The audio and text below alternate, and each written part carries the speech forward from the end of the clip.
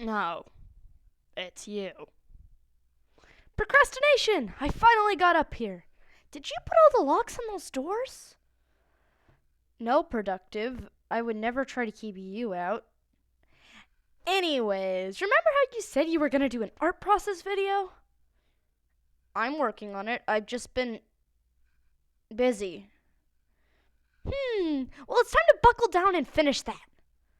Can I just finish rereading all the Percy Jackson books first? Nope. This has got to be done by tomorrow, a date I have decided completely arbitrarily and of my own volition. If you don't get to work now, she's going to start feeling really bad, and all her previous accomplishments will mean nothing to her. She will fall into a dark pit of despair. Do you understand me? Do you want that, procrastination? Why don't we just not set unrealistic goals that push ourselves way too hard? Let's get that done. Well, this is long overdue. Hi, my name is Ivy, and I'm an artist mostly known for Minecraft fan art and opinions in general. And this is my most requested video by far. I see it everywhere. So I'm excited to finally be getting this out. It's going to be a full breakdown of my digital drawing process from start to finish. Just a quick disclaimer, this isn't really a tutorial on anatomy or construction. It's just my personal head rambles about what goes through my mind when I make art. There are plenty of wonderful tutorials out there, so you'll be able to find one if that's what you're looking for. I'm going to link all the programs and supplies I use down in the description. With all of that out of the way, let's get drawing. Before we start anything, we need to know what we even want to draw. And to be honest, sometimes this is the hardest part, and what doesn't show up in my videos. As many of my viewers know, I do mostly fan art, especially for the life series, but I decided I didn't want to do that today. Not gonna lie, I kind of wanted this as an excuse to show off some OC art that usually stays off the channel and more on my socials. Now, you have to look at them. I will force you. I'm gonna be using Rexy today, or Rachel if you want to annoy her with her birth name. She's 19 years old and an art major who can't feel pain but will still get hurt. So I really wanted to show that off. This is the first step. Think of something or someone you want to draw. It can be a character from your favorite book, it can be an OC, it can be a landscape you saw and really liked. Sometimes when I'm deep in an art block, I'll just generate 3 random words to base my image off of. Or use a pause OC challenge. There are plenty of wonderful ways to get the gears turning. Once I have an idea, I can start laying down base concepts. It's called the thumbnail stage, and I usually do this in my sketchbook with a mechanical pencil. But today I used an empty digital document.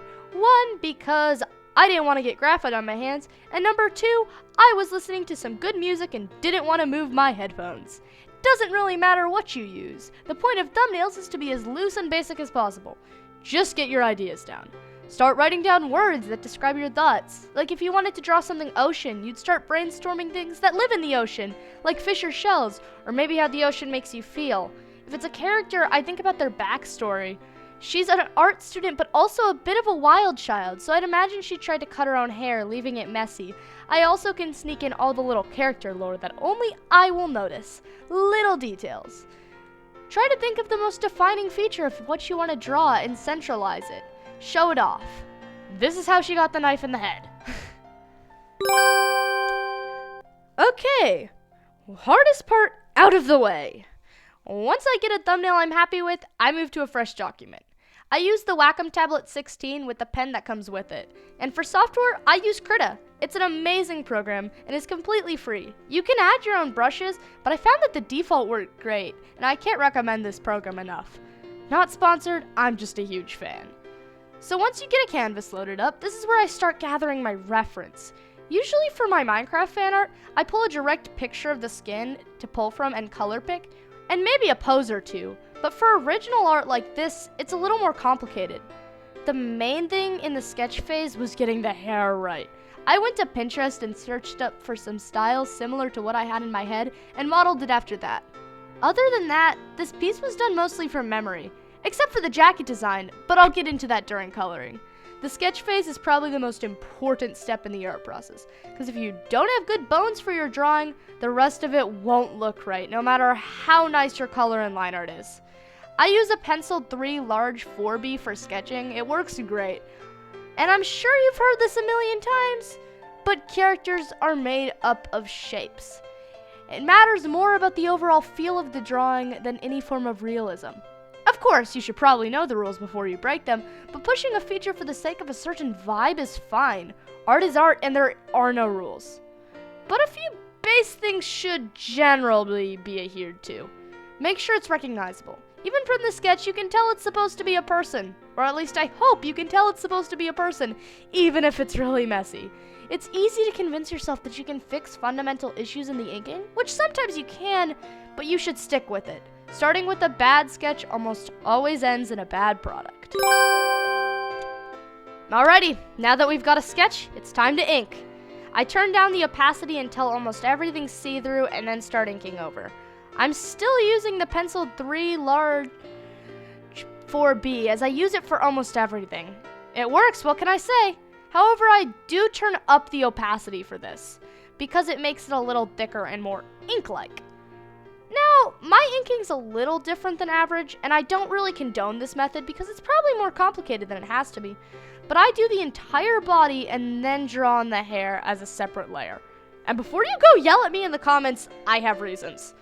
Number 1, I have trouble drawing the hair right on top of the skull outline, especially with characters with really fluffy hair like Rexy.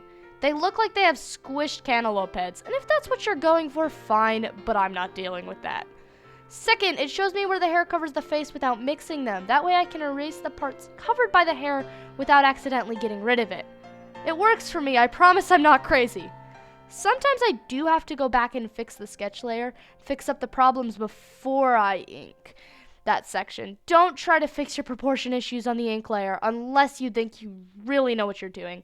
Go back to your sketch and fix it there, then ink over. You don't need your ink perfect, and even though I color under the ink layer, I'd recommend doing hatching in small ink lines. It gives a hand-drawn feeling, which I love. It is hand-drawn, but it makes it look more traditional. Not much more to say on that, except that I like her expression. A smirk mixed with I don't really care. Expressions are my favorite thing to draw, so this is always fun. Took me a second to get it right, but I'm happy. Okay, so here we are. If you're expecting quality from my coloring, please think again. I don't understand multiply layers or any of that stuff, so it's very rudimentary. All my color goes on the same layer. I was a traditional artist first and still am, so I do my coloring like I'm using alcohol markers. I'm using the Ink 7 Brush Rough for flat colors and the same Pencil 3 Large 4B for the rest of it.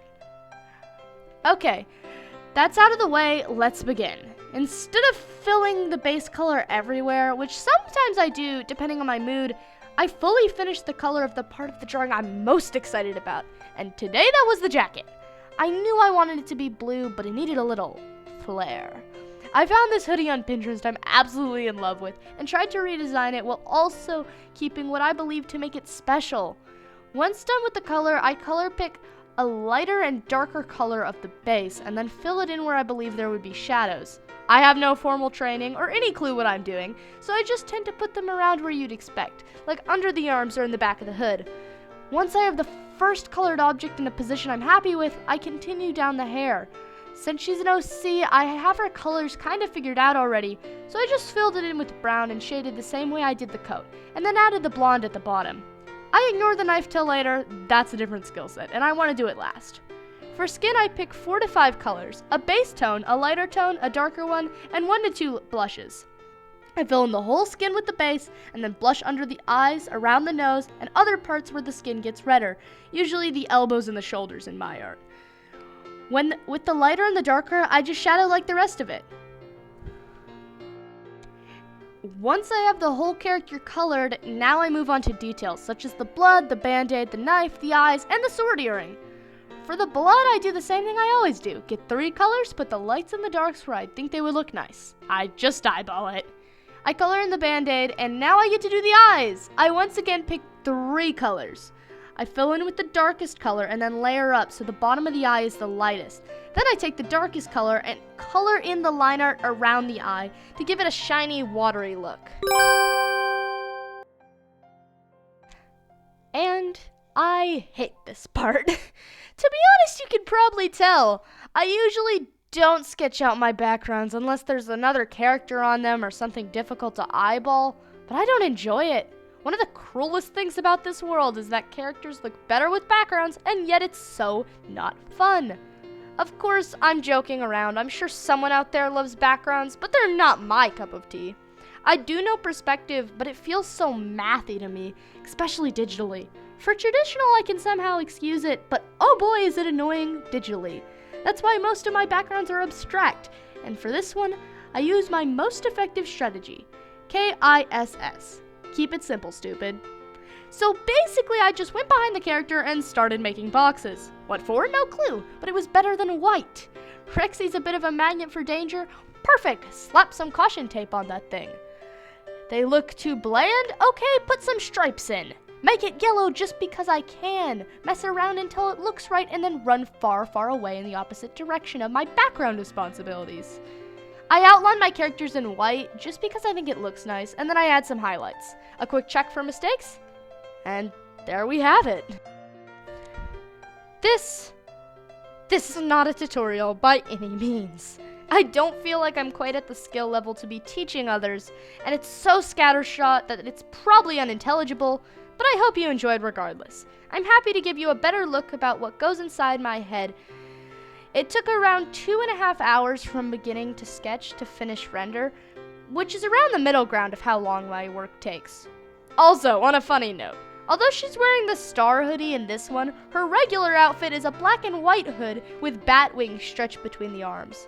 There was this guy who wasn't always great to me, but he had this hoodie and I thought it was so cool. Yes, former adversary, my paper blurbo has stolen your fashion and there is nothing you can do about it. And there we go, we did it! Sorry this video took so long. I've been busy with both having a life and being in a fandom at the same time, which is a superhuman feat to be sure. If you want more art from me, I have both an Instagram and a Tumblr. Please check them out. Their links are in the description. Also, if you want to support this channel monetarily, I did write a teen fantasy novel, which is on Amazon. The link is in the description with the rest of them. If you did like the video, please consider subscribing. It helps me out a ton, and I'm so glad to be growing my little YouTube family. Thank you so much for watching, and have a wonderful day.